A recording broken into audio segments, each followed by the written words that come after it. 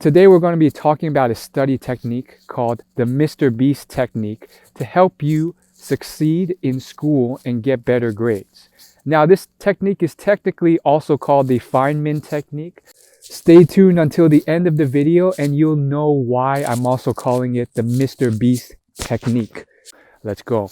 So the technique is called the Feynman technique. It is based off a Nobel Prize winning physicist. He's actually very well known, wrote some really good fiction books called Richard Feynman. And he was known as the great explainer because he could explain very complex topics in very simple, digestible ways for the average person. Now, I feel like a lot of successful people I admire, such as Warren Buffett, do the same thing in their respective disciplines. And so how do you use the Feynman technique in your own life? Well, it's really about taking complex topics and distilling them and practicing them in ways where you are trying to explain them to another person or to yourself out loud on a piece of paper in simple to understand, easily graspable ways. I'll give you a story to illustrate the power of this and when I really uncovered this. So I was taking organic chemistry in college, which is a classic weed out course. We're talking most of the enrollees end up doing poorly, which kind of weeds them off the pre-med program. I remember going to a optional like TA class where you could talk to a teacher's assistant and ask questions and get tips.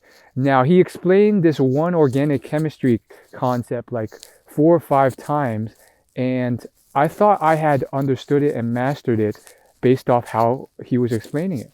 But then when another student came in and asked me to explain it to him, I tried, and the difference of ability to explain it was pretty substantial. I realized I couldn't really explain this topic well, and I had a lot to learn about it. So although I thought my level of understanding was already there, it turns out when you try and teach it to someone else, you realize you still have a lot to learn about it, and you still have a long way to go to mastering it. And you realize that teaching it to someone else is one of the best ways of learning it.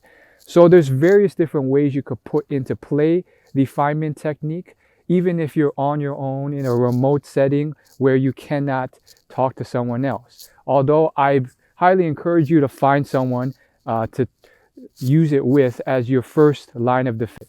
And you'll notice your first few attempts, you'll trip over your words. You won't understand this very well. So I'll give you a couple examples of this in practice to show you how it works and how you can apply it verbally to someone else or on your own when you're just in your house by yourself. So let's use business examples because I really like business. There is a concept that's really well known called the moat of investing. And it's a concept used to stop people from investing in the wrong things and analyze a business. Now this concept, when I first try to explain it, it's a little bit complex, so then I stumble over my words and don't understand it and can't explain it properly. But when I try to explain it to other people, after just thinking it through and really understanding the nuances to it, I realized, hey, essentially what it is basically just making sure your business has a competitive advantage that others can't copy easily. In fact, I think MrBeast, a top YouTuber, does this very well in his videos. He explains somewhat more complex YouTube video ideas in very simple terms. Hey, last to leave this circle wins a Lamborghini. He could have said, oh, well, you know, we have this circle, and if you have people in it, and then we have 100, and then at the end, like someone wins a lot of money. Realize how much more concise and quick and understandable the first one was. I put 100 people inside of a giant circle, and whoever leaves the circle last wins 500. Let's take a mathematical problem like the Pythagorean theorem. When you write it down on paper, it can be kind of confusing at first, but when you add diagrams, when you add notes, and then when you realize you're using less words to explain it, and then when you show that piece of paper to other people, and they can understand it much easier, that's when you're getting to a better level of nuanced understanding of the topic. At first, you might be writing out a paragraph on what a squared plus b squared equals c squared means.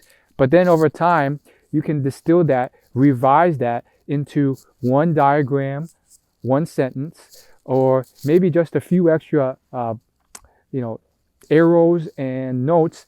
And now you're at a better level of understanding of the topic, and you can explain it better to other people, which means you have now mastered the topic, and that will be great for you when you have to employ it on tests and quizzes.